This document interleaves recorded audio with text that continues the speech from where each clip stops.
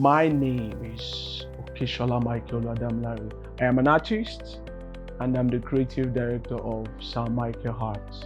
What inspired me to go into the business was the fact that at the point, like they say, all fingers are not equal, and I decided to, find a way to survive in school. That's during my university days. I was a dancer then. I used to dance, but I don't really get paid for that. Then I met a guy who actually draws and told me he gets paid. I was like, I'm actually into this thing, but I've never made any progress by selling my service of drawing. So I decided to, do that based on the fact that I needed money to survive in school. But with that, I felt like it was just so much of an interesting thing, and it helps suppressing the atmosphere of depression.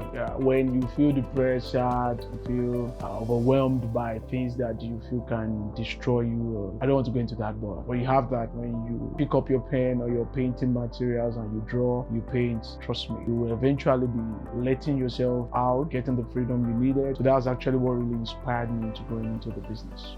Well, I've been drawing since I was 3 going to 4, just doing some kind of rubbish stuff, and it's a family thing. I delved into the business 2014, 7 years ago, and I think it has really been a good time. But then there are so many challenges I faced while in the business. Challenges like, not having the materials required to produce some certain commission pieces that people bring to you, and how do you find subordinates, or you find materials you can use in place of them. These are one of the challenges that even major artists, not really me, but most of the artists face when we don't have the required materials to produce what we want, but at the same time want to give the best. Sorting and looking out for materials that can help you out instead of those materials you actually needed, and still getting somehow required result. One of the challenges I think I faced. The second is not being able to fund yourself.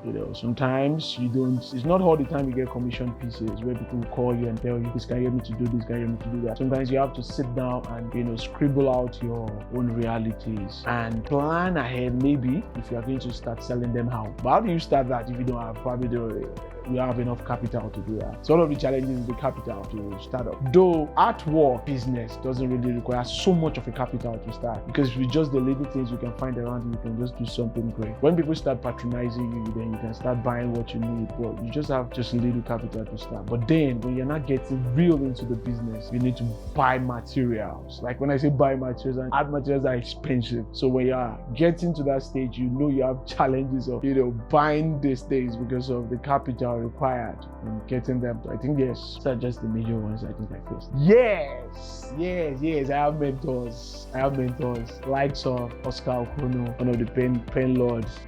Likes of Kevin Okafor. Likes of everybody talks about Arenze too. He's a very, very good artist. Very, very good. It's just most of them are actually artists that delve into what they call it hyperrealism. Yes, realism style of artwork. They're actually my role models because I really love hyperrealism when it comes to artwork, and that's actually my major. So these are actually my main role models. And we have likes of Joe Real, all these international artists that are white too. I love them. I have a lot of them, but these are just the major Nigerians I think I picked up as my role model and follow so steadily. I have plans for the future. Like I really have this mind of having an art school that teaches from primary school students down to any age. So far you are interested, because no one can come and tell me you can't make a living with art. You can really make a living with art. In fact, a lot. You can make a lot with art. And also having a gallery is part of my future plans. Well, my favorite quote is just one very uncommon one. It says,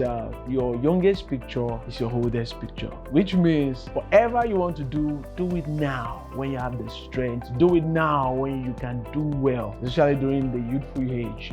That's one of my favorite quotes. Your youngest picture is your oldest picture, and it's true. Well, my advice for young creative, based on the Nigerian platform, or the platform Nigeria has created, The advice I really give is that don't underestimate what you can do because of what is going on in the country or what is going on around you. Sometimes you have a lot of people saying, can I make it well? Can I make it work? Can I do well? Can I, have a lot of questions. Can I just start and do something. Where you actually might be focused, there might not be where you're going to, really future at the end of the day. But when you start, you will know your directions. You will know where to face. You will know how to fight your battles. You will know how to counter your challenges. But you have to start. That's the only reasonable thing I can tell any entrepreneur in Nigeria. Start. You will face the challenges, but start. When the challenges come, face them. Just start. Just do something. And before you know it, you're there.